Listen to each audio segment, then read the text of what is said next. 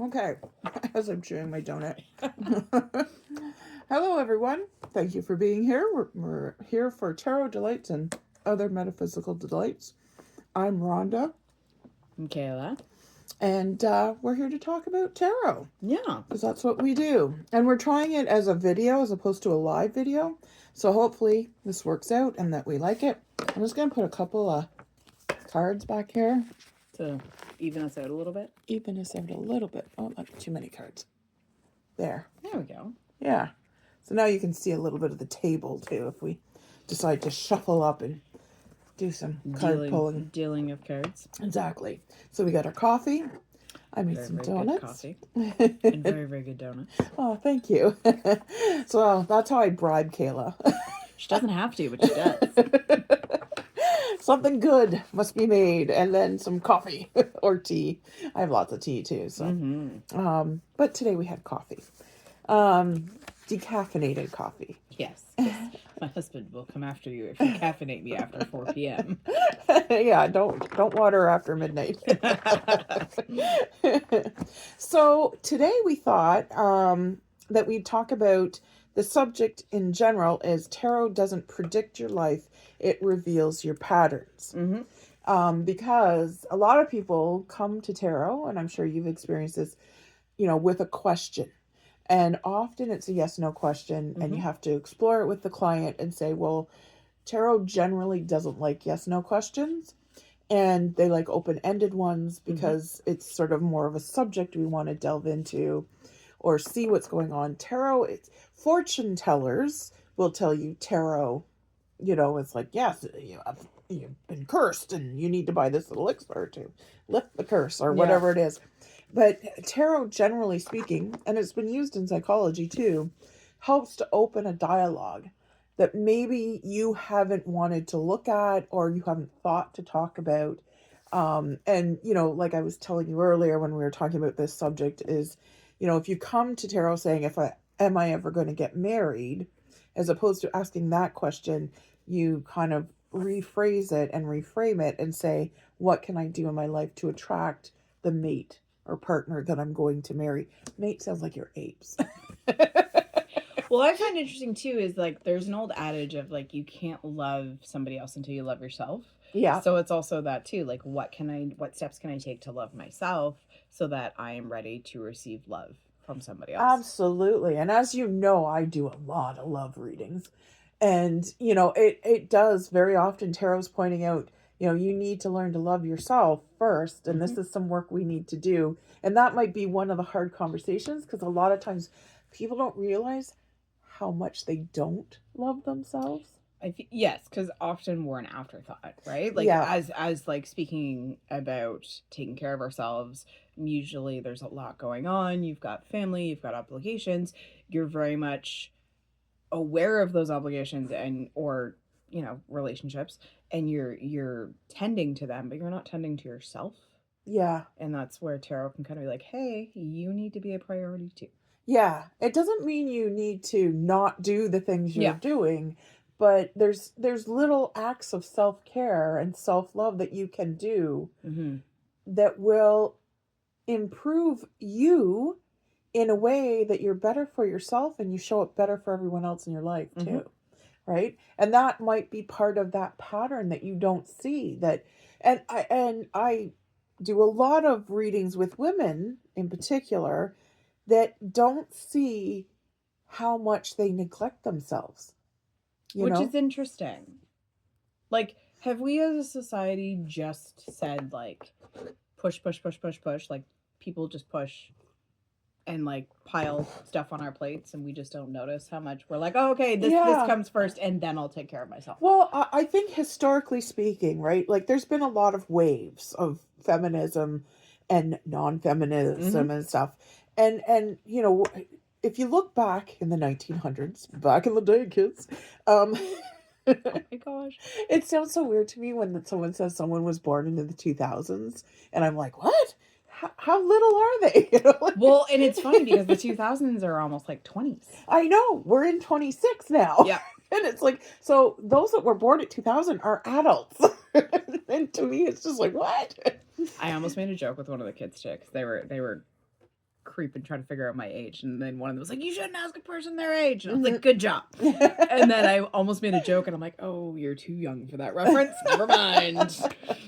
But yeah, we came from, the 1940s and 50s where we were housewives. Yep. And, you did everything. You greeted your man at the door with his slippers and his pipe and, all this kind of stuff. And then we moved into the 60s where we were, and this was the third wave of feminism, by the way, in the 60s of, where we want to, do everything men do, have jobs, work outside the home, blah, blah, blah.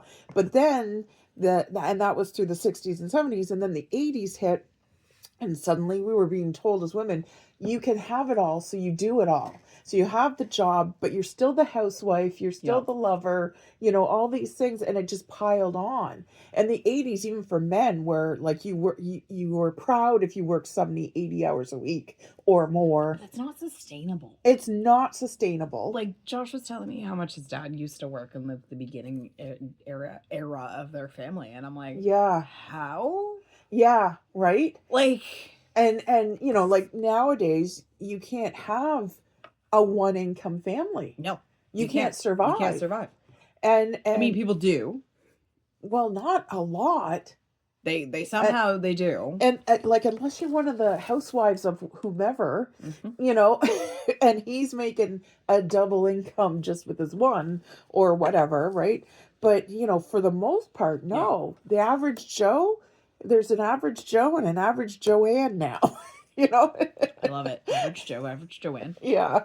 And they both have to be working. Otherwise, the ship sinks. Yeah. Right? And it's sad that has to happen. I mean, I know in Quebec they were incentivizing mothers to stay home because it helped the job market.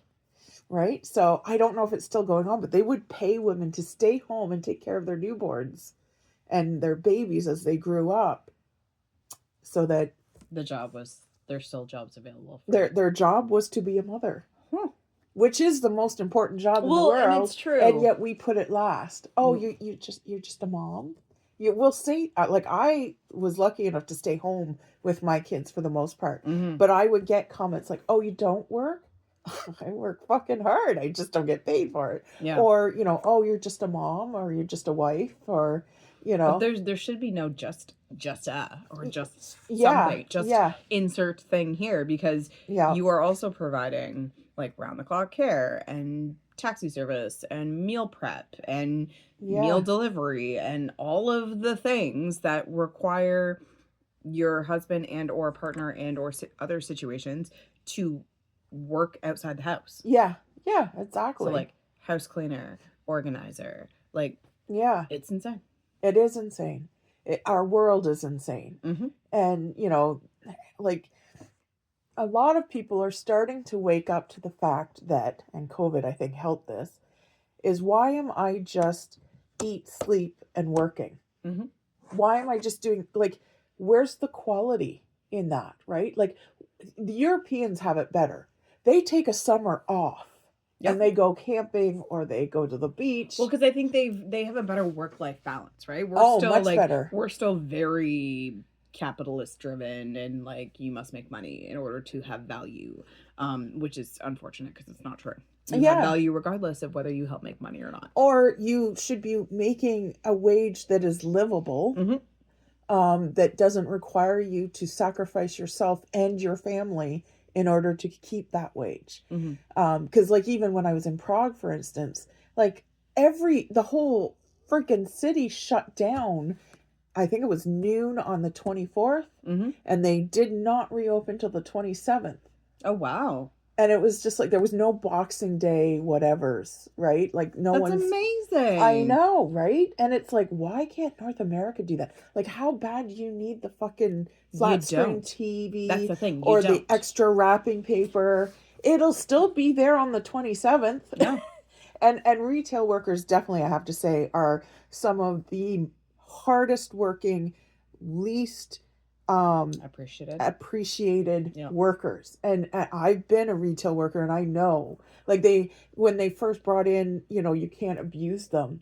I'm like, thank God for that, because I was abused a lot. Like, customers would come in and think nothing of swearing at you if you didn't have their order. I worked at a computer store for a while, and they'd ordered the hottest game for Christmas, and not everyone was going to get it. No, because you only order so many quantities. You tried to, because like if you had stock left over, it's a bad thing because you're sitting on money, right? Yeah. So you would only order so much. Yeah. And then whoever got there or first. you only had access to so much. So that the distribution could be equally or more distributed. Yeah.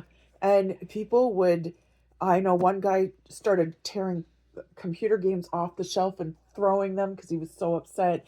We ruined his Christmas because his son wasn't going to get the whatever latest plan thing. ahead and buy it 6 months in advance.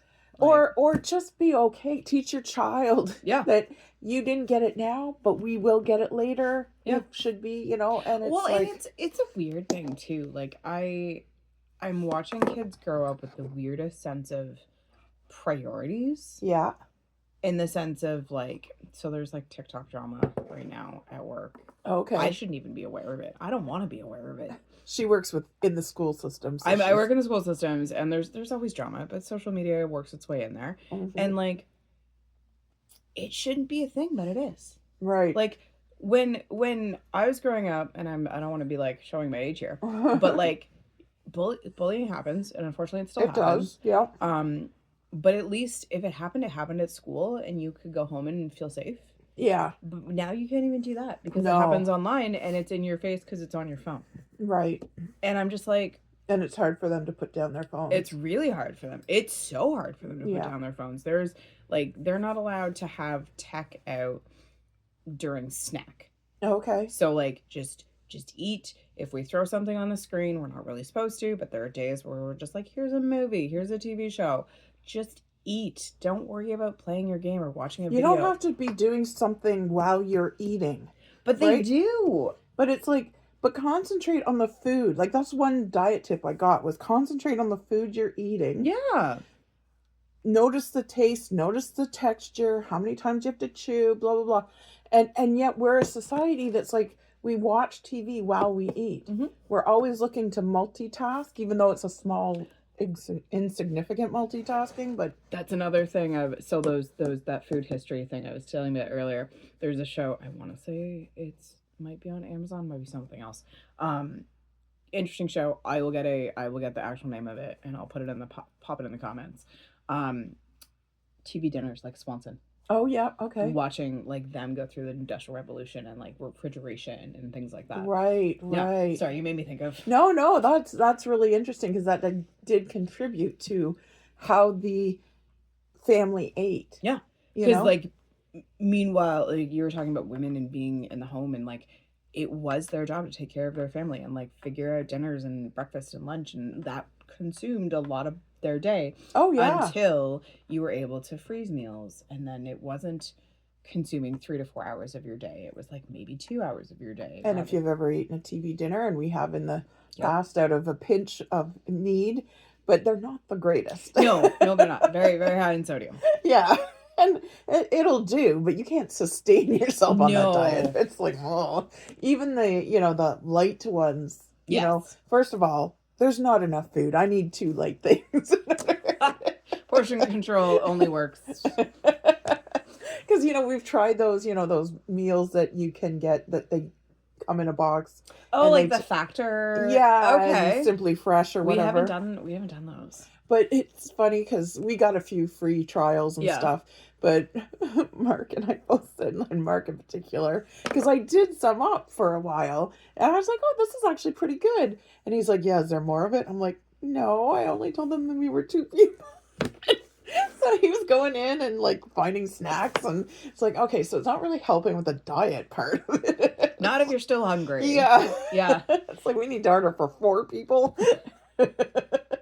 It's like whenever Josh does like takeout order, we'll do like the meal for 4. Yeah. And I'm like, how does it look like we're feeding an army? And then once you divvy it all up, and I'm like, okay, I get it. Yeah. And then you've finished it and you're like, okay. Yeah. Like, maybe I need to rethink how I'm doing things.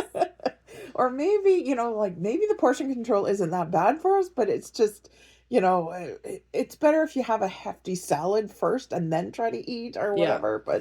But, again, like you said, it takes up a lot of energy, just brain power to be thinking. Like Mark, I always want to call him Papa. Mark is, he's like, oh, I can cook tonight. What do we have? I'm like, well, it's all frozen right now. Like, what do you want? Or stop at this store and get something. So I go, I don't want to spend the time stopping at a store. And I'm like, but that's part of the process. Yeah. And I'm like, well, pick a couple of nights that you want to cook if you want to cook it. And then you'll have to plan it out because you have to think in the morning, what do I want to take out to be able to cook? Ready. Yeah, exactly. And do I have enough onions or do I have enough, pretzels? I don't know what goes with pretzels, but that's the pretzels and onions. Meanwhile, someone's going to be like, okay, meal ideas. Yes. Don't come here for meal ideas. No. We'll give you recommendations of like great restaurants to try. Absolutely. Those definitely take. Yes. Bella Bistro in Collins Bay. Oh yeah, I've heard good things about that place. We did a girls' day on Saturday. I went to the spa and then did Bella Bistro for dinner. Nice. Very good. Nice. Very good. Nice. That's awesome. Yeah. What was I gonna say? Oh, the thing Mark doesn't do is collect points either. What? I know. How do you not collect points? Especially at McDonald's, right? Like, I'm guilty for not doing it at Timmy's because I don't go to Timmy's enough, so I don't have that like, oh, I'm at Timmy's, here's my card. Right. Starbucks, different story. Yeah. But I do collect the Tim Hortons points. I really should though, because I'm like, I'm there maybe 3 times a month. Yeah. And it makes a difference. Like, I can't tell you the number of times I've gotten a free meal at McDonald's because my coffee points racked up enough that I'm like, okay, I don't feel like cooking tonight, so I'm going to get myself a meal. Yep. And, we were fending for ourselves or whatever. And I'm like, I'm not paying top dollar for McDonald's. Well, it's like, I dress more expensive than I can pay. Right. Do you think I pay full price? No. Facebook Marketplace is my best friend. And I'm always looking for like deals because there's always coupons, right? And 100%. W has coupons. Almost every place has a point system now. But like even when, because I go to Wendy's sometimes, right? So this is turning into like food tangent. Yeah, we're talking about food. So if you're hungry, we're sorry. Yeah. Come back when you're not hungry. I usually pull into it because on Fridays, so when I work 2 jobs on Fridays, I literally like get off my first job, pull into a Wendy's, grab some takeout, and go to work. Right. Do you think I look at deals or anything? Right. Yeah, probably not, because you know what you like at Wendy's, and I'm the same way. I know what I like. Like, I'll pay extra at A&W for the onion rings because they're just so good. Yeah. Right. Why have fries when you can have onion rings? Exactly. And their fries are shite anyways, but but yeah, Wendy's, I love going there because you can get a decent salad, you can get a baked potato, you can get what you feel like is real food, and it's still somewhat sustaining. Yeah, it's like, okay, yes, I had the burger or whatever, but I had the baked potato and I ordered a salad or whatever, and it some of their salads are actually pretty good. Like, I think the salads failed at McDonald's because no one goes to McDonald's thinking I want a salad. Somehow at Wendy's, they're still got because they're good. They're chunky too. Yeah. Like there was one. So like I don't have a lot of time to eat on Fridays. So like I'll get like a chicken nugget and a salad, and I'll eat the chicken nuggets on the way. At red lights when I'm supposed not drive. Right. Yeah. And then I'll like wolf down half the salad, and then I'll have a salad the next day. I'll just be like pop it in the fridge and try and remember it's there. Because their salads are big too. If you order the regular sized ones, they're actually quite big. So. Yeah, it's good that way. But as we digress into what's good in fast food. Back to tarot. Like I said, we have cycles that repeat. Mm-hmm. And a lot of times we don't realize we're repeating cycles. Well, yeah, because we're so used to it and it's a comfort zone thing, right? Yeah. Like people are a creature of habit, and they strive for comfort, and if even if it's the wrong cycle or if it's the wrong thing. And why are the wrong cycles so much more comforting than the good cycles? Have you ever tried to incorporate a good habit into your cycle? And it's like, why can I not keep this Stack in? them habits. Exactly. Stack them. They make them easier. Or, find what tricks you into it, right? Yep. What's your carrot? Yeah, exactly. What's your carrot? And figure that out. Like, it took me forever I have some medication most of it I take at night, but there's a couple that I have to take in the morning. Okay. Right? See, I'm the opposite. I'm good at taking in the morning and not at night. I'm not good in the morning. Okay. I was not good. But now I have my medication. I took some extra bottles. And I have my medication right beside my toothbrush, which I brush my teeth every morning, as one does. And if you don't, you should. Yep. That should be the first habit you start. But I don't understand those people that wake up and just go and have coffee without having brushed their teeth. It's like, blah. So I can do the wake up and eat, but then I brush my teeth before I leave. I know. Yeah. Some people are like, well, I want to eat and then I'll brush my teeth after I eat. I'm like, no, I brush my teeth as soon as I'm awake. Well, no, my stepdad was like that too. He's like, how do you not just wake up and brush your teeth? Yeah. Because like you've been mouth breathing all night. Yeah. You're probably a little gross right here. But so I've incorporated that into my repertoire now, right? Yeah. So yeah, it's those cycles, like you said, that are comforting, that are, you just do them because that's how I do things, right? And sometimes you don't recognize that. So what I find is really good with tarot is it shows you what you're not aware of. Okay. And becoming more aware of what you're doing. So you're, in a way, starting to become more purposeful in what you do, right? It's more mindful now because... So I've also, with the exception of yesterday, because I dropped too much money at Indigo, I'm not allowed to go in there unsupervised, I've determined. Yeah, I can always find something. Actually, I have a book recommendation for you as soon as I'm done reading it because it caught my attention. I think it's an Indigenous author. Oh, okay. I will text you a picture because I don't remember what it's called. Okay, off the top of my head. Yeah. But like, so when I know I don't need something but I want it, I've started to look at my bank account and go, A, can I afford it? Right.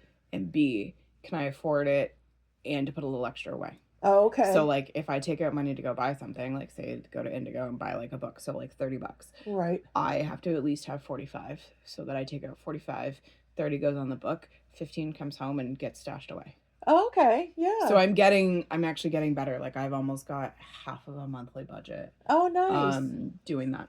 So yeah, so you're creating that habit of saving. Yeah, even though I'm spending. Even though you're rewarding yourself. Yeah. With a little treat. Yeah. Because you can't go treatless all day long. Just ask Bob. Bob's like, I beg for the treats all day. Every morning he gets treats. Of course, anybody that visits, he's like, they neglect me. They don't feed me at all. Oh my gosh, what was I doing the other day? Oh, Josh went away for the weekend, and Bosco was like losing his mind. I'm like, you would think I kept him in the cage all weekend? The secondary human? Yeah, I am the secondary human. So he's like, how dare you leave me with the secondary human? She doesn't know what she's doing. Yeah. Exactly. What do you mean you didn't come home? I was worried sick. So when we bring that kind of awareness, so the way you can sort of spot it in a tarot reading is repetition of numbers. Okay.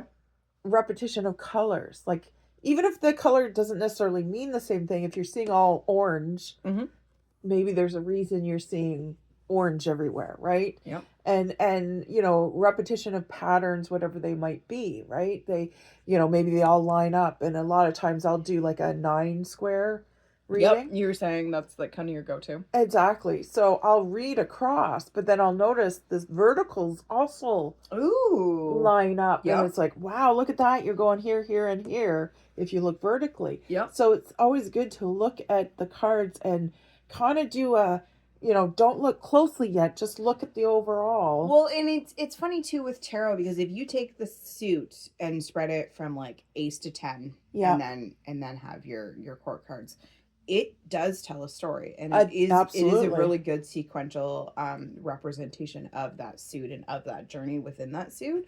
And I find it really funny when you get within a reading when you get 2 of the same. Right. So you're like, okay, maybe your reading is on love, but like there's no cups picking up on this, so there's no like major arcana cards, and it's more swords, and you're like, well, you maybe have come for a love reading, but the cards are saying something else. Yeah. Or maybe communication needs to be improved. Communication needs to be improved within your relationship of that you're questioning or that you're looking for more information. You're not questioning necessarily. Yeah. Or maybe you got a divorce in your future. Never know. Like, sword slice right through that. Yeah. Energetic ties. Just be like, enough, we're done. So I find it really interesting when like people come and they're like, yep, this is what I want to talk about. And I'm like, well, the cards are telling me no. Yeah. And that's it's good to look at the cards. Like, first of all, if there's repetition, but also, are they Sequential? Thank you. Okay. I was like, which word are we searching for? Yeah, and it's like, if it goes 1, 2, 3, especially if it's in a row, not just 1, 7, 10, look at that too. But especially if it's like 4, 5, 6, like why is it little sequential, and why it's like a stepping stone almost, yeah, right? yeah, So and like, here's the steps that need to happen in order to become aware of something, in order to look at yourself, because in looking at ourselves, we're not navel gazing. We are becoming aware of both our perfections and our imperfections. And I was just talking about this on a video about scrapbooking, not scrapbooking, junk journaling. I mean, junk journaling is an art form that requires imperfection, and it's in the messes that sometimes the greatest art comes out of it. And I said, and it's a great lesson for life, because being creative in any form, whatever form that takes, it is a very healing experience, and it's learning to accept things the way they come, right? Because Bob Ross is always famous for, oh, you did a little screw up here, but we're just going to make a little tree, happy little accidents. Exactly, happy little accidents. But they're sometimes the greatest things that are given to us are happy little accidents. And some of us children are happy little accidents. And we can be the best thing that ever happened to our parents. But learning that creates a compassion, not just for yourself, but now you're more compassionate and sympathetic and empathetic towards your fellow human, and you're able to accept their imperfections as well as your own, and know that you're still beautiful, that you're still lovable, that you're still worthy, all these things that we dismiss in ourselves, but we also dismiss it in others, right? Like, there's been people who put on fat suits, and how often people just don't look at you. The bum on the street could tell you they're probably ignored a lot. Well, I think we prejudge people, like, the old saying, like, never judge a book by its cover. Yeah, we do that to people all the time. Oh yeah. And I really feel it's really unfortunate. I'm guilty of it as well. Oh, all of us are. Yeah, like, there's been people that have walked in to my life or to my shop or whatever, and I've been like, oh, she looks like a bachelor. I don't really like her. She's rubbing me the wrong way. She hasn't done anything or said anything, and already she's rubbing me the wrong way, And it's like, now rein it back. And I have some friends that are like that, where people have said, I don't like her very much. And I'm like, she's hard on the outside, but soft and gooey on the inside. Yeah. Just get to the gooey part. Yeah. No, I've got a few friends like that. Like, they're like, they proclaim themselves like they're like, I'm a bitch. And and I'm like, yeah, but you're a lovable bitch. Yeah. And it's true. They know they're not everyone's cup of tea. Yeah. And you don't have to be everyone's cup of tea. No. We're not saying that. But no, of course not. Like, with like, each tarot deck is different. It'll talk to you a different way. Some tarot decks are very like, I'm gonna slap you with the truth. Yeah. And then some decks are like, hey, I'll give this to you gentle. Right. You better listen, or it won't be as gentle next time. Yes, 100%. And I always warn people when I get my mermaid cards out, I'm like, mermaids, although beautiful, are very bitchy, and they will tell you like it is. And they will not sugarcoat it. Nope. It's very, very true. There's a reason they sing sailors to their death, right? They're not Little Mermaids. Nope. They're not the Disney version. Yeah, exactly.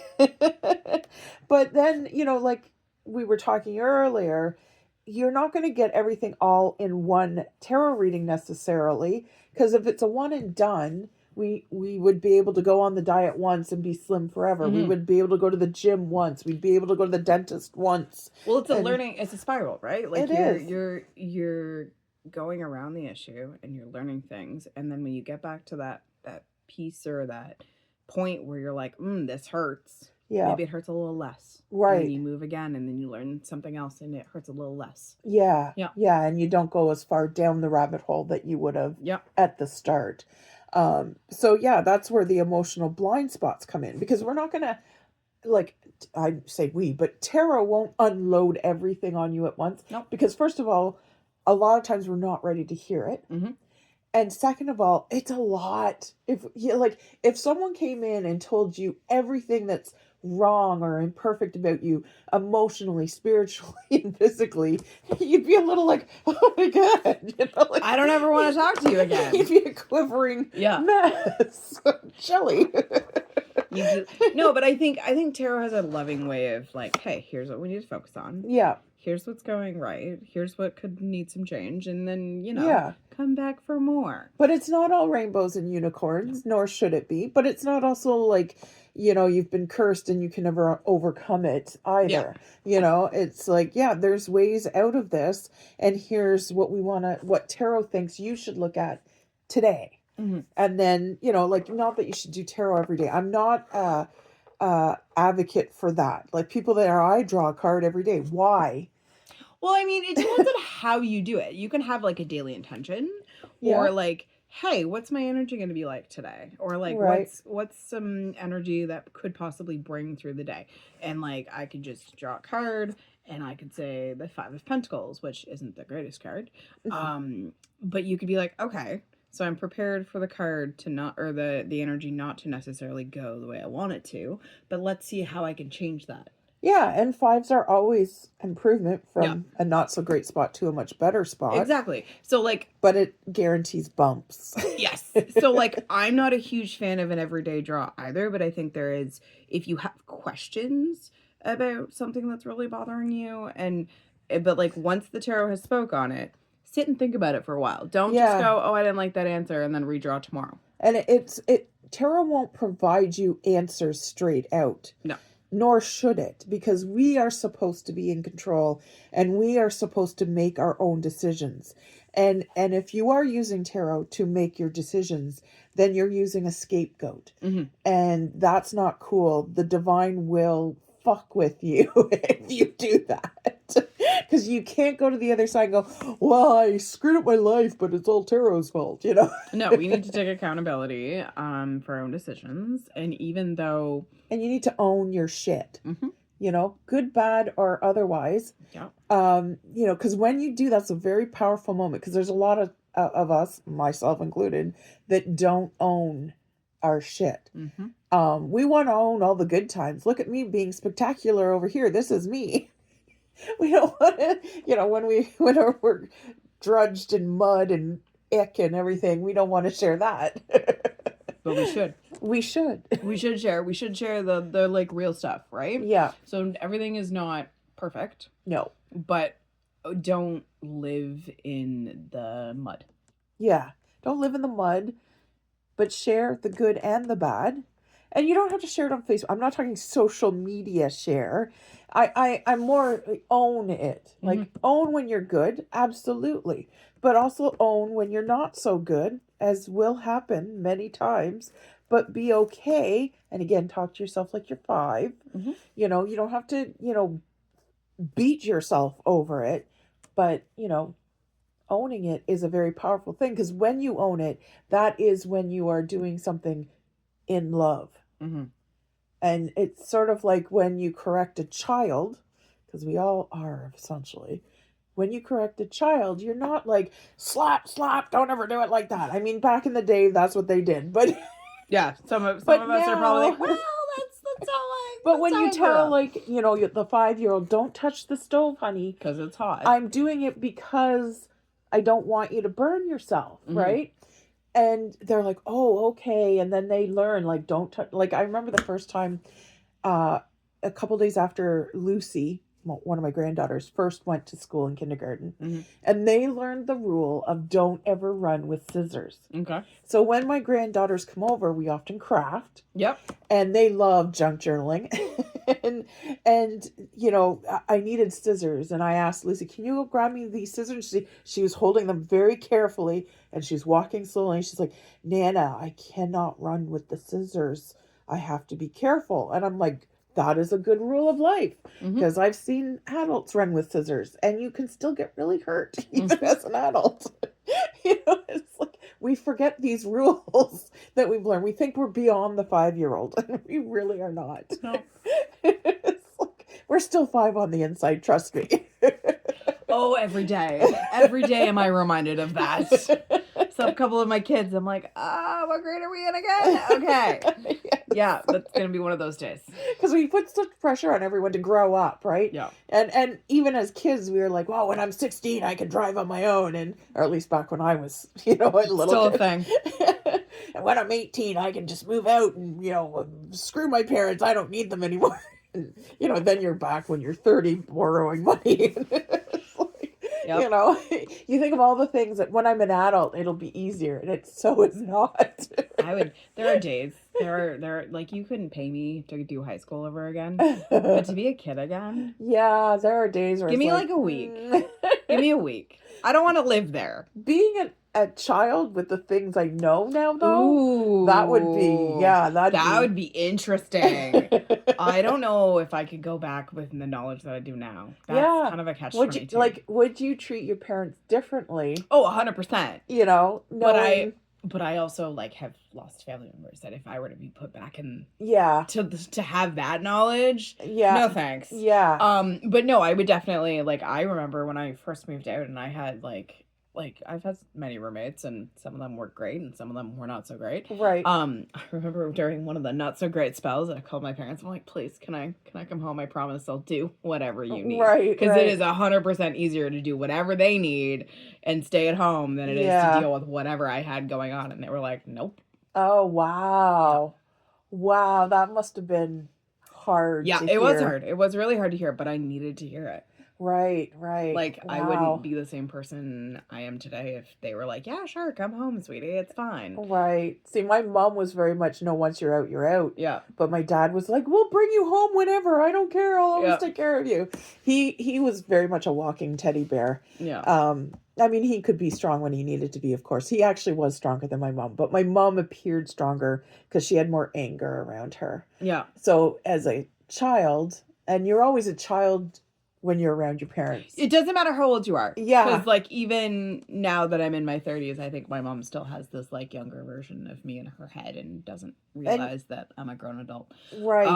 And you probably have a teenage version of what you do around her. If you're maybe, around I don't her, know. Do I? I would have to be like, hey, I'm going to pay you to watch what the situation is and just tell me how it goes. Right. Because, I mean, you don't see your parents as much as, no. When I moved out, mom and dad were still around in the same sort of city area. Yeah. But every time I crossed that threshold, and I remember telling Mark that when we first got married, I'm like, I don't know what happens to me, but I suddenly become 12 years old. Yeah. And even though I'm a grown woman and I'm married and I have children and everything, I'm like, yeah, I'm still the 12-year-old scared kid of my mom. I mean, I could see it because there have been times where I've been at family gatherings and I just kind of shrink back and become the observer because that's what I kind of did as a child. Let everyone else take the stage and just kind of you guys enjoy. Yeah. Yeah. I don't do it very often though because I feel like I have grown out of that. Oh, that's good. But because that was probably a good coping mechanism. Yeah, at the time. Yeah. But it's not. But I mean, I also have a different perspective now, right? So it's like you use what you have to get through what you need to. Yeah. But then once you know better, you do better. Yeah. You're like, okay, I don't need to necessarily shrink back in the situation. And I do have an opinion here. Not that I was ever told don't share your opinions. I'm not saying that. Yeah. But there's a lot of different nuances to go. I'm navigating some health stuff and I was like, well, crap, I don't know family history of that, and call up and they're like, wow, we don't really talk. I was like, yeah, I know we don't talk about health stuff, but I need to know. And that's weird because that's a generation thing, right? Yeah. A lot, my older family, I guess, often are like, I have cancer, don't tell anyone. Yeah. And it's like, why are we whispering about it? It's not contagious. No. you know, it's worse if you have a cold and you're hugging and kissing me. I'd rather you have, like, not that I want anyone to have cancer, but, you know, like if you hug and kiss me when you have cancer, it's not like I walk away and have cancer now. Yeah. And don't tell anyone, you know, like about my health stuff or whatever. And it's like, why are we hiding this? Well, and that's it. Cause it's like, if it affects you, cause like I had to double check. I had some recent stuff come up and I had to double check on both sides. I was like, hey, double checking. Yeah. Is this a thing? And it seems to be a thing on one side and not the other. Right. But it's like, right. I'd had to double check, and to get the answer on one side was like pulling teeth. Yeah, yeah. Or, you know, like my grandma, for instance, had said, well, I can't remember what health thing my parents and I was observing the conversation. Yeah. But grandma's like, well, I'm pretty sure Aunt so-and-so or, you know, cousin so-and-so or whatever, I'm pretty sure they died of this, but I'm not sure. Like, because they didn't talk about it, right? And it's like, she was a little this would have been embarrassed. so much helpful if you had have shared this information. Because I think one of my relatives died of TB, but they weren't sure because that's something they didn't want to embarrass her by asking. Yeah. And it's like she died alone in like some shack of TV because her husband had died or gone away or whatever. Oh, wow. And they didn't know about it until after she died because, of course, back then you didn't tell anybody. No, you don't tell anybody anything. You know, and it's like, why? Like, not that you have to air your dirty laundry on social media, but at least your family should know. And well, and that's the funny thing is like, I understand health stuff is private. Yes, I get it. I 100% get it. And I'm all for that. And I'm your kid and not your friend, so therefore you're not going to share health stuff with me.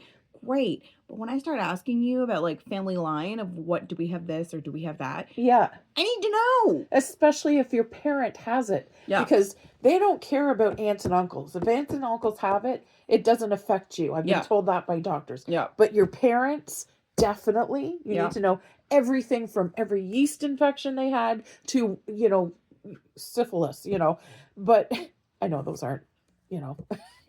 Just examples. Yes.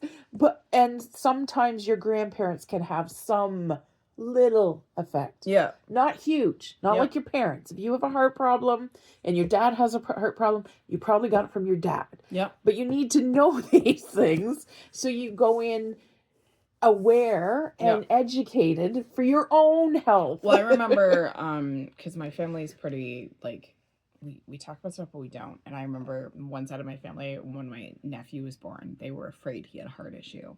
And then my dad, like, panic calls me and was like, hey, what did you have when you were born? I was like, you can't catch what I have. Yeah. Like, my heart didn't grow properly. Yeah, yeah. That's why I have what I have. Yeah, and he's like, oh, yeah. But the other thing that tarot can help provide too is clarity. Yes. And you know, sometimes it's seeing it's sort of like a bird's eye view sometimes. Some readings are, and then you can get into the weeds if you want to. But I find often when I'm doing a first tarot reading for someone, whether it's just general or they're like, I want to look at career or love or whatever, those are the two big ones, of course. Then, you know, there is some clarity there. Now how do you feel about, you know, mom saying, what's my kid going to be like? And, you know, I've had moms come and say, is there anything wrong that I should know about? Like, is my kid keeping a secret from me? Oh, those are hard though, because aren't you not supposed to do tarot readings about other people without their permission? Yeah, it sort of gets you into the murkiness there. Yeah. I mean, yes, mothers are very attached to their children, and what affects the mom affects the child and vice versa. Well, and, their energies are very intertwined. Very intertwined, absolutely. However, that being said, and when I have done readings like that, I've said, most likely it'll be very general. And second of all, it might get really murky where I can't see what tarot wants. And tarot literally, well, not literally, but they put clouds over my eyes almost. Like I'll see clouds. Yeah. And that's my first tell of, this is something you're not supposed to be looking at because you're doing it without permission.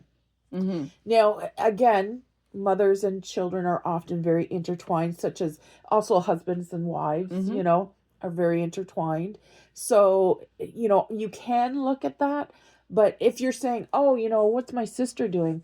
That's not as entwined. You know what I mean? No. Or, what's my aunt doing? It's like, I can't really do that because I need her permission or his permission to look at that. Because I've had it more than a handful of times, which is really concerning almost, but moms coming to me and asking, how's my kid going to do in court? Oh! Because they're like, I thought you were going to be like, is my kid going to find love? No, no. Like, that, I'd be like, okay, like, we need to talk to the kid about, like, one, how old are they? B, but court, okay. Yes, and thankfully I've been right on all of them. Oh, good. Yes, but at the same time, that's a little precarious. Yeah, it's like, I've right away said, I'm not a lawyer. Yeah. So don't depend on this, and it might be very general, right? And it's like, and one was for murder. Oh, yeah, that's a hefty one. And I had read them and read the cards and said, well, it looks like it's not going to go well. And I said, and I'm hearing long time. I still remember this one. Yeah. And it was afterwards that the mom told me that they're up for murder.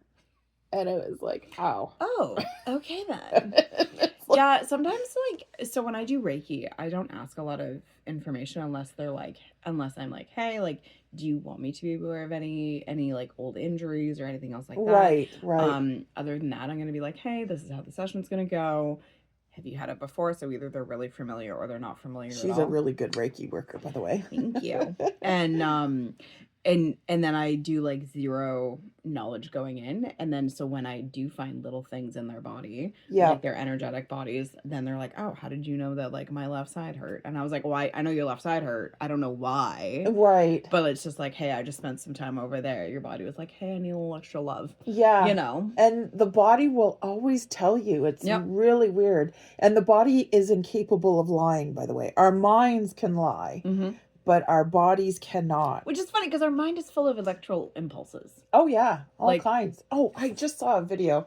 Sidetrack here. Saw a video. There's this guy that rates dogs. Okay. So he does the top 5 of the week or whatever. Yep. And with the money that's donated, they then donate it for really expensive surgeries for other animals. Oh, good. So it's like, it's called Tell Your Dog I Said Hi. Okay. And he's hilarious. So one dog that he had this week was it looked like a herding, like a border collie type dog, although they're supposed to be smart. So I think it was an Australian Shepherd actually, and it was off. So the vet did an X-ray of the brain.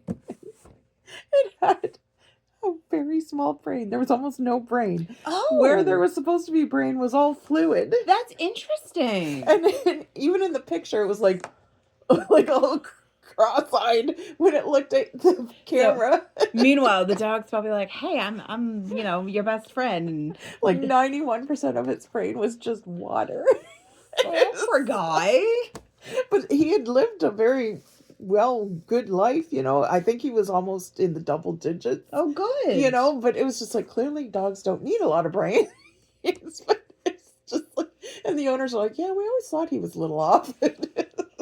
Lo and behold, ladies and gentlemen. I'm like, can you imagine? It's just like a little pea-sized brain. It's like, I just know enough to chew on bones and eat. Yep. I need to go outside. You gotta let me out now. It's not gonna end well. Yeah.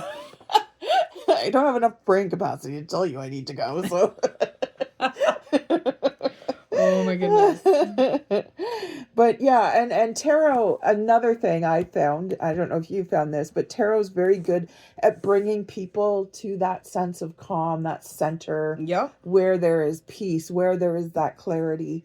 And it then puts the client in a place of strength to make better decisions than they would have without having that tarot. Well, and that's it, because like tarot is that snapshot that you have like at that time. Like if you're wrestling with a decision, like, I mean, don't get me wrong, wrestle, write pros and cons, consult tarot. Ultimately it's still your decision. It's still your decision. But I find people are better off knowing what tarot has to say, and then I feel like it's more clarity when they make decisions. Like I don't know. I just make decisions, or I forget I have tarot sometimes, because there are some decisions that I probably should have consulted the cards for. And then I don't. Then I'm like, whoops.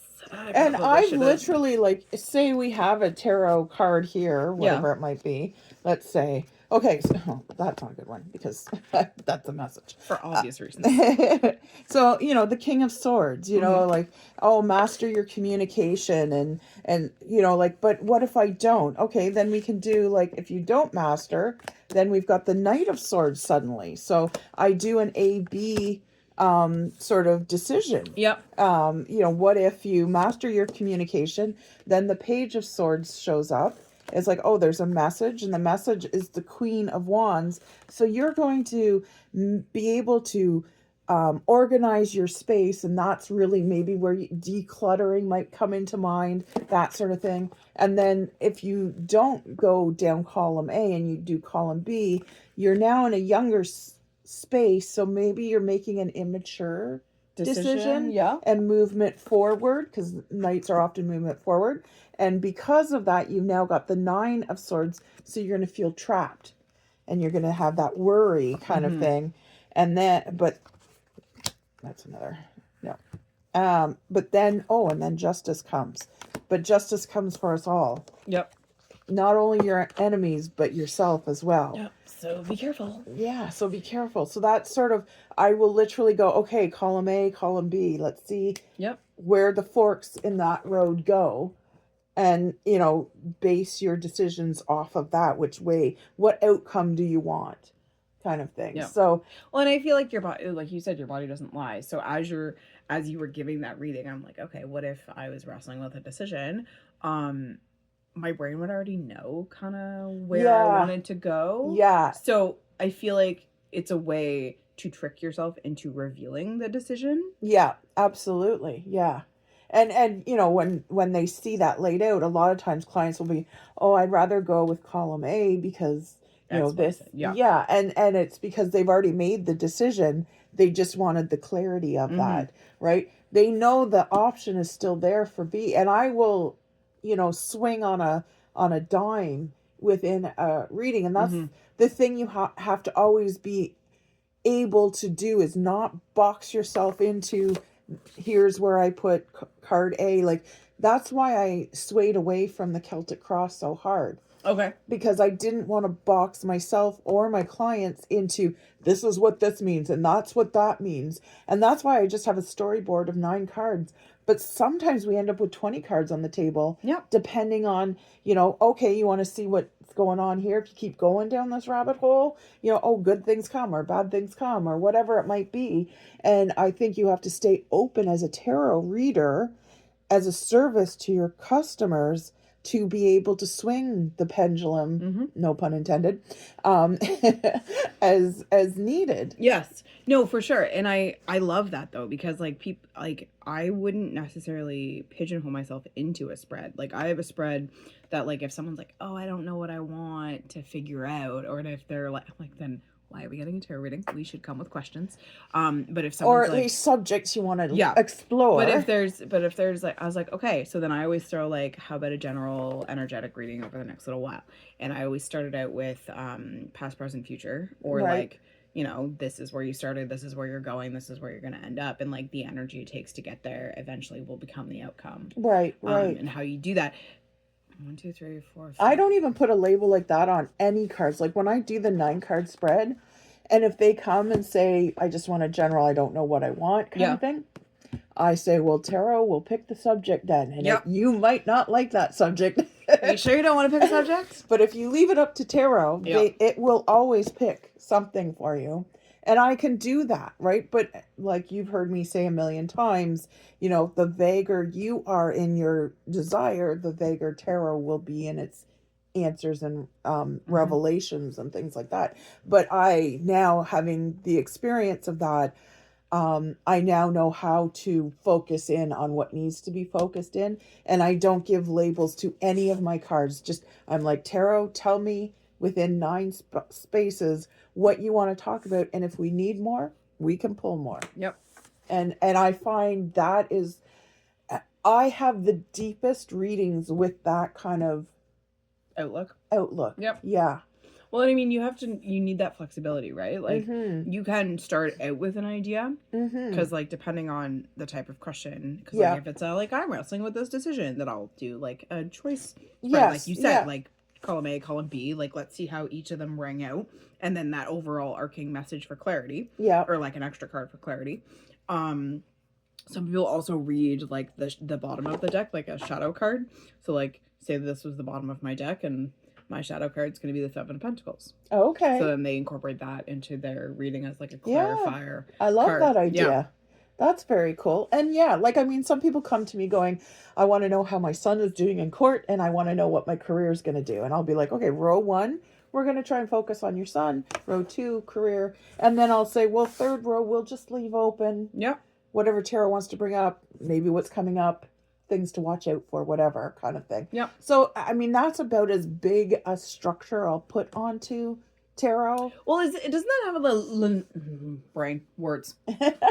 Lenormand lean, like the way the full tableau spread goes. So if I'm kind of going down a rabbit hole here, Lenormand's a totally separate system. Yeah. Great system, don't get me wrong. Yeah. One I have not spent too much time with. No. But like some time, but not a lot. Not a lot.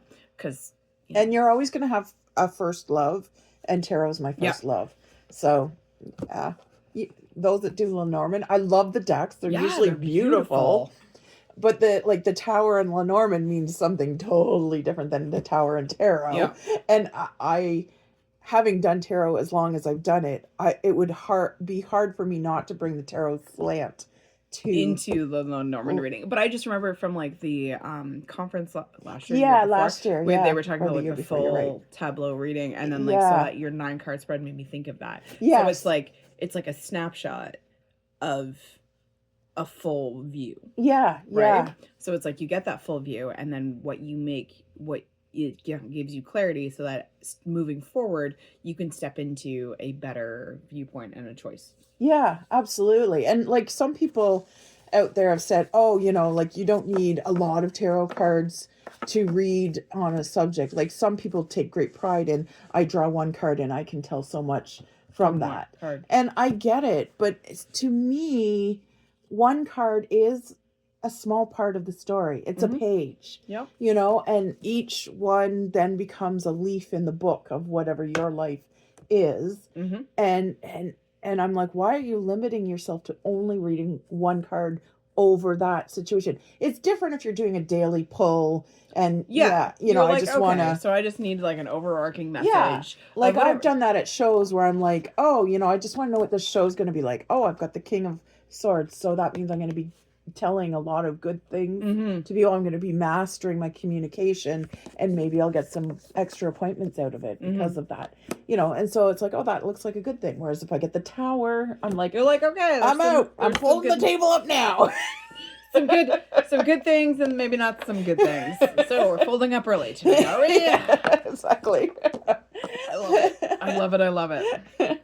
And it's great. And I love the 1 card pull at the end of the day, especially if you're still learning tarot. Yes, because then you can see how the card kind of influenced your day, but after the fact, so it doesn't actually influence your day. So it doesn't influence you, because sometimes that influence can have greater impact than you realize. Yep. Especially if you go into it fatalistically in your day, right? But if you've had a tower day and you get a tower, then you're like, yeah, that fits. That fits. Exactly. I've had tower days and I'm like, what just happened? Yeah, exactly. Not necessarily, just like, I think my day in work and then my day outside of work could be 2 different tarot cards. Oh, yeah, of course. Because you've got, a bazillion jobs or whatever? Well, that too.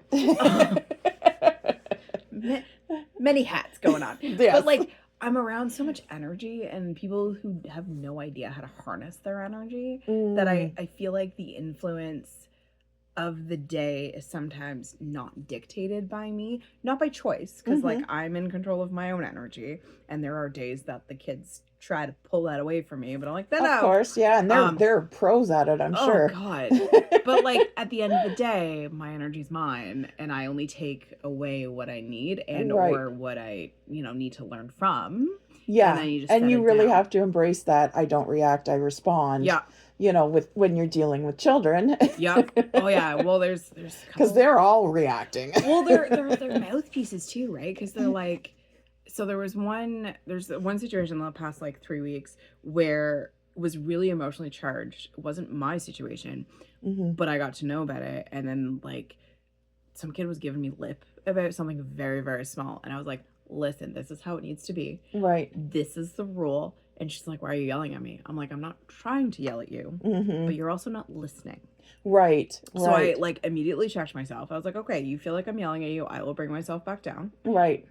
And then, but then I also... But you still need to listen. To the situation, because there is no, there could be something else. Yeah. This is very black and white. You can stand here, you can't stand here at this point in time. And they're like, why does it matter? And I'm like, because there's a motor vehicle on the yard. But no, it was fine. Grand scheme of things, very, very tiny. Right. But just a great example of, like, when their energy influences my energy, yeah, and then I have to go. My granddaughters. My daughter was telling me not so long ago how they're gonna grow up to be lawyers because they try to motivate them to do things. So, like, if you clean your room, you'll get treat X, A or whatever, right? That's the behavioral psych in Catherine. Yeah, exactly. But then Lucy will come to her and say, okay, so you said we have to clean our room. So what is cleaning defined as? Oh my gosh. Already? And she's how old? She's like 7 or 8. So she's asking Catherine to operationally define cleaning or clean. Yes. In order to... Does making our beds count as cleaning every day? Or is it we have to pick up our socks and make our beds and do this? And she'll find loopholes, like if Catherine will say something like at the end of the week, well, you didn't clean every day. But we did put away this every day. And we did this outside of the bedroom. So we cleaned the table every night after dinner. So to me, I think that's cleaning. Like, your poor daughter. Yes. I'm like, oh my God. She's like, I have to have everything set out in, like, constitutional kind of black writing. And white, yeah. They need to, initial here, and here, and sign their names at the end. Oh my God. She's already, like, learning contract law for her daughters. They will find a loophole.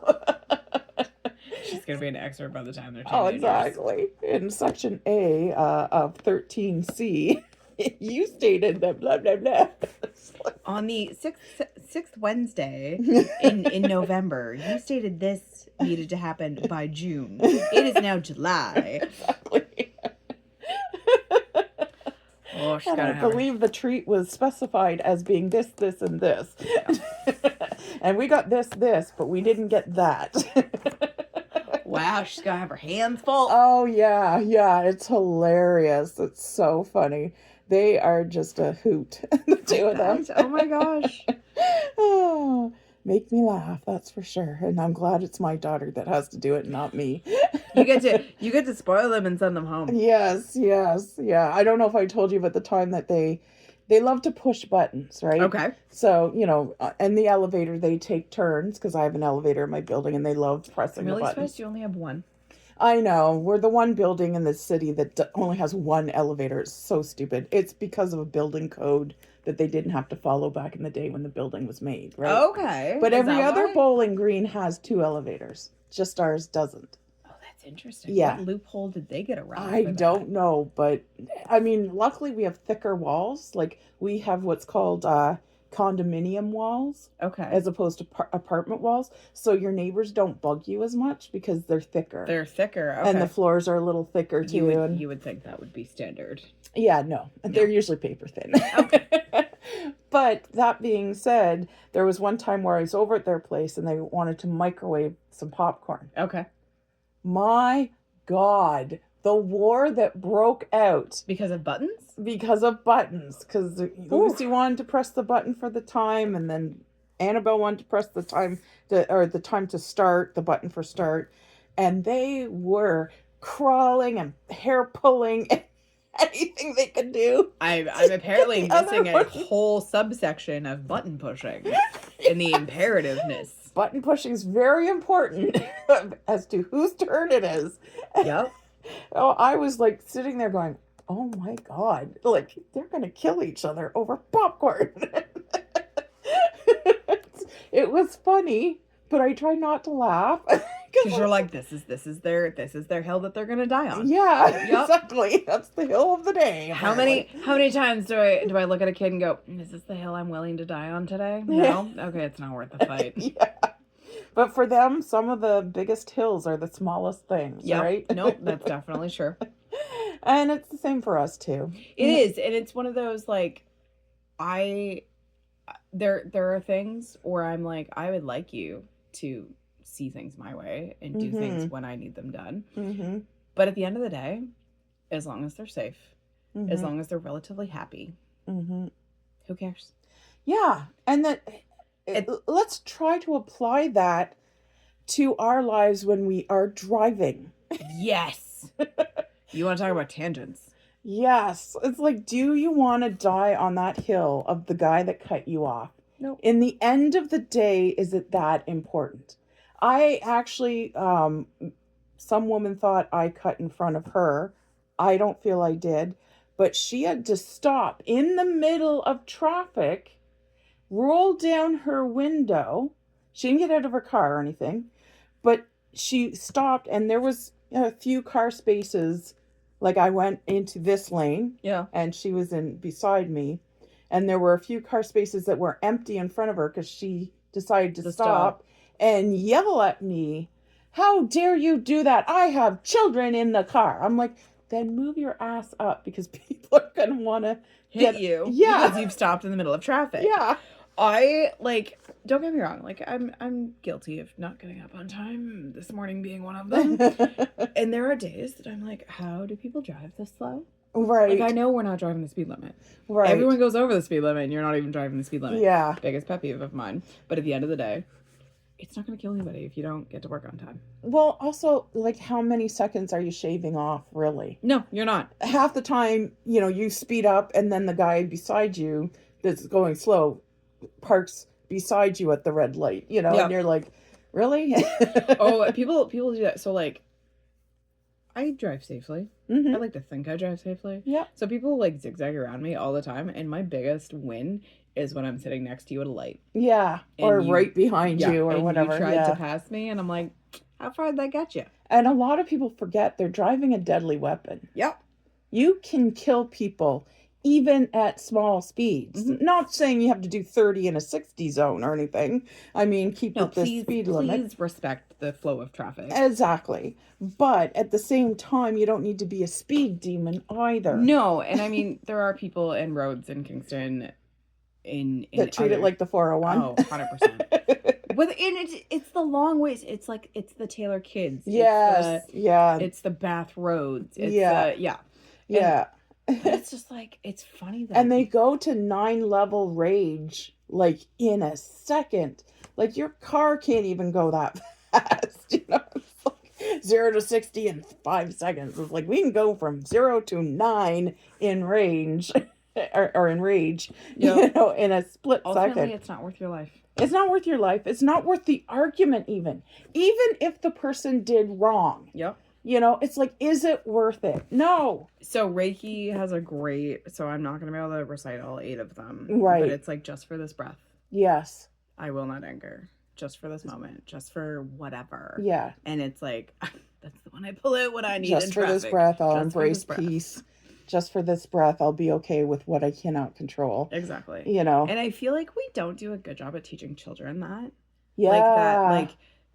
So there is this big push about like co-regulation, and which is really interesting when you're not regulated yourself and you have to rein yourself in and then go, oh, I need to do this for somebody else right now. Right. That was me the other week when there was a situation and I was aware of it. 4 other people were aware of it, but no one else was aware of it. Right. And then meanwhile, the kids are like flying off the handle and I'm like, oh, I need to co-regulate, but I'm not regulated right now. What is that? Right. So that was a really interesting experience where like I don't want to do it every day, but I'm glad I know I can handle that. I can be like, okay, I want to forget about this, but I can't right now. Right. Shove that down a little bit. Let's co-regulate everybody, get them outside for recess, and I can have a little moment to myself, and then we'll go about our day. Yeah, and we seem to have forgotten that self-discipline is a good thing to develop.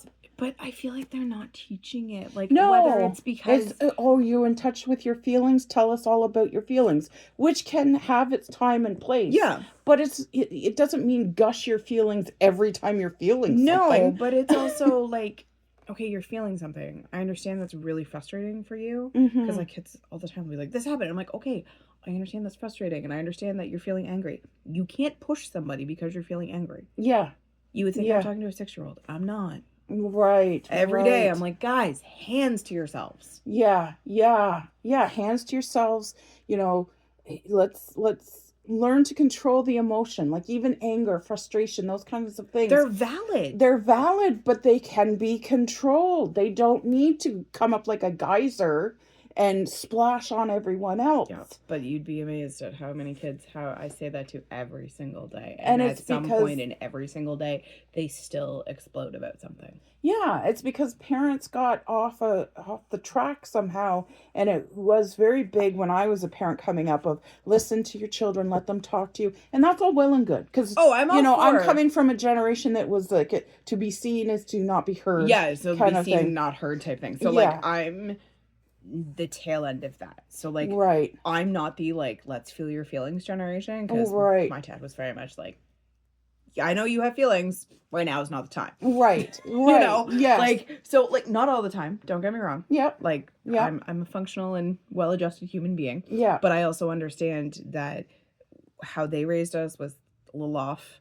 How the pendulum swung so far the other way. That we overcorrected. And now we're trying to correct back a little bit. Yeah, because it's good to know, like, when we were told to be seen and not heard, it was learning as a child when to be quiet, when to be still. These are good things that as little people growing up into big people, they are not learning. No. And it doesn't help that there's instant gratification and social media and bling, bling, bling all in their eyes and ears. Oh my God, someone told me today, they're like, I know so-and-so who had a TikTok account and they're like in grade 2. I was like, pardon? Yeah. You're not supposed to go until you're 13. Yeah. And even then it's a little young, but. Yeah. But like parents are also not, so like the device that your kid has is in your name under your account. Mm-hmm. In your bank account. Mm-hmm. And yet you're not watching what they're doing with it. Yeah. Like don't get me wrong. I grew up in a generation that my mom was like, my mom had no idea. No idea what we did. Right. Even we less had so. Etch-a-Sketch. But like I bought and maybe Light Bright. My friend had Light Bright. Oh my God, I love Light Bright. Me too. I miss Light Bright. Light Bright was the best. It's like, oh, look at all the colors. What can we make? It's like you had the pattern and then you didn't have the pattern because you could just make your own pattern. Yeah. Talking before smartphones, people. Yeah. But like, pay attention to what your kids are doing. Yeah. Because there's some like scary crap that's going down. Yep. And your ass is going to get nailed for it. Yeah. And, you know, I get it. You know, they said when I had children, don't just plunk your kids in front of the TV. Yep. The TV was the best babysitter ever. You know, when Rugrats came on, I had half an hour to myself. Yeah. I was still in the room or I was in the kitchen doing something, but I knew that my kids would stay still. Yeah. And they weren't going anywhere. See, and that's, so like, I didn't have tech until I bought tech. Like my mom was like, you want a cell phone? You're going to buy your own but a cell phone. Oh, okay. I was grade 9. Like yeah, I wasn't Catherine was the same way. She had to buy her first cell phone I wasn't 4 and being like, where's my phone? She still bitches about it because Marcel didn't have to buy his own phone. Well, she needed it to my brothers. Yeah. Right? But then my brothers are also like a lot younger than I was. And he's only a year younger than she Oh yeah, so she has valid feelings there. But like I remember setting up when my brothers first got iPods for Christmas. Mm-hmm. When they were like, you know, a little more retro than they are now. And I was like, Mom, do you realize like I can put this music, but like, do you realize what they're listening to? She's like, yeah, I have no idea. I was like, I remember you not screening necessarily what you gave me to listen to because it was all CDs back then. But like, I was screened, definitely. I come from a very Catholic Christian upbringing, so there were certain things that I was not allowed to listen to. Yeah, so like that would make sense. And there was no upbringing. like there unless you had the big 70s headphones. Mm-hmm. You were listening to it on a record player or through cassette tape or taping it off the radio. I'm really dating myself there. I've done that. But your parents, like my parents, always knew what I was listening to. Yeah. Because I didn't have the big headphones. Where now it's like kids, like they earbuds survive. They survive in the, like, I would love to use my headphones more because there's conversations I don't want to hear. But then when things go sideways, I'm glad I heard the conversation. Right. Like, I don't want to be involved in the 12-year-old drama, but I somehow am. But somehow I'm in the middle of it. Yeah. I swear, there's some of the things you hear kids say. Oh my God. Oh fuck! Like there's like wait till you get to the real world is often a reaction. Oh, second of all, yep. What the hell are you talking about? Well, there was one day I was like, "Can we keep this appropriate for school, please?" They're like, "What? You don't even know what that is?" And I'm like, "I'm not even going to dignify that with an answer. All I'm asking you is keep it appropriate for school. I know it's not right now. I know what the eggplant means." Because I'm on duty during snacks, so they don't see me the same as their regular teacher. Right. So it's like the stuff I get to hear. I'm like, what is wrong with you? Do you realize I have... You're in the inner circle without even realizing you're there. Sometimes. Other times I'm like, I don't want to know. Don't tell me. Because they're like, well, did you hear what so-and-so? I'm like, nope. Unless it involves getting someone else in trouble for a legitimate thing, don't tell me. Yeah. Oh. Do you have, is there in school tattletalers? Oh, 100%. Oh, okay. Yeah. 100%. I figured that didn't go away. There was always one person. But there's also that like was a little couple of bit them don't understand the like ramifications of what they're doing. Like they're just the like social hierarchy hasn't clued into them yet. Because if they knew that, they wouldn't tattletale. Right. So it's interesting. Like I have the best degree for what I'm doing because I'm like, I know what's really going on. you are going to have issues like 2 days down the road. You're best friends right now, but I can just see it happening. Yeah, funny how friends change so quickly in grade school. And it can be from recess to recess. Especially the primaries? Yeah. So-and-so blah, blah, blah said this, and I'm not friends with them. And okay. And next recess, they're holding hands and skipping. Yeah. Yeah. I almost miss that, like, because I don't get that as much anymore, because it's like a primary thing, and I'm with the 7/8. Yeah. Now they're just I remember, like, groups and alliances would change on a whim, and I still remember some of the groups that I was a part of and that I wasn't a part of. And I was always on the outskirts. I was never like with the popular crew, which is fine. Like once I hit I was like that in high school. Once I hit high school, I was 100% fine with it. I could be a complete nerd. Yep. Or I could be completely cool. I dated a lot of the football team, but I was part of the chess club. I was part of the band. You know, I was a little bit of both, right? I totally, the art freaks are where I ended up because like there were some of them that were band that were also visual artists. Mm-hmm. So we all kind of hung out together, and then like us that were in band would like go to band practice and like things like that. Right. But like, and all the kids that are like, this is really hard right now. I'm like, it gets better. It gets better. It does get better. Yeah. I mean, adulthood does have obviously some nice perks. It does have some, don't get me wrong, there are things that, I would kill to like not have to pay for. Yeah, and you can't just flop into your parents' arms and go feed me, make me make sure I go to bed at time. You're in charge of yourself, and honestly, the most difficult thing to do is you're going to keep yourself alive. Yes.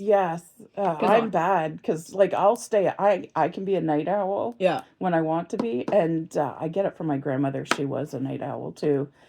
And my son's also a night owl, but it's bad sometimes. My son will go right off the rails as far as, regulating his sleep. And he's like, I slept all day because I was up all night. And I'm like, and then getting that back. Yeah. It can be hard. Really hard. Yeah. I can stay up till 2 a.m. and not even blink an eye. Yeah. Not so much anymore, but like I remember there was one summer I worked 3 jobs and covered concerts. And when I wasn't physically doing a job, I was sleeping. I'll bet. Yeah. Wow. Because I didn't have a regular bedtime. So, like, my circadian rhythm was, like, shot. Right. And my body was like, what are you doing to me? Well, my grandma could stay up, like, late. I mean, and then she'd be up with my grandfather, who was a farmer. So they were up, like, sunset kind of, or sunrise, I mean. She was up long past sunset.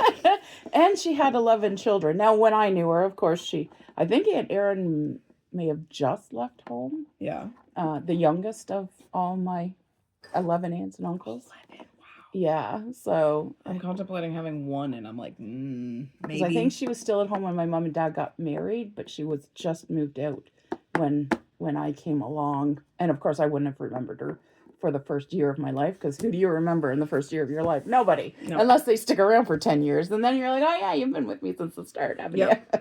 You start to remember people telling you stories. Yes, that's true. That's true. Because although I remember a lot of stuff. My dad, he worked for the Children's Aid Society, so they did obviously lots of evaluations on children and stuff. And one of the things is memory stuff they did. And so my dad asked me one time, do I remember the house in Windsor where I was born? And I said, yeah. And I told him the full floor plan. Oh. And he was like, how the hell did you remember that? Because I was under 4. I hadn't quite turned 4 before we moved from there. Okay. Yeah. So I have snippets of when I was under 4. So I remember taking a bus down east. I remember dogs, my grandparents' dogs, but bits and pieces. Right. I don't have the floor plan.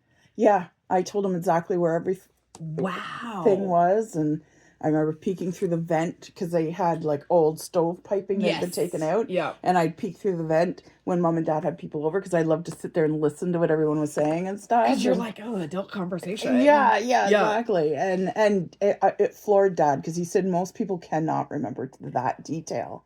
Well, it was funny you were saying vents. We were talking about sustainable living in class today, and what makes sustainable living and what benefits and da-da-da-da. Okay. She's like, back in the old day when we used to heat things by hot water and radiators, and I was like, oh yeah. That's right, yeah. Because but I remember radiators from one of my mom's works. She worked at Albert College, which is a private prep school in Belleville. And the era that they were built in is the old radiator style. Yeah. Oh, yeah. Yeah. Wow, that's cool. So with that was a little tidbit of memory that popped up today when they were talking about radiators in class. I was like, oh yeah, that was the thing.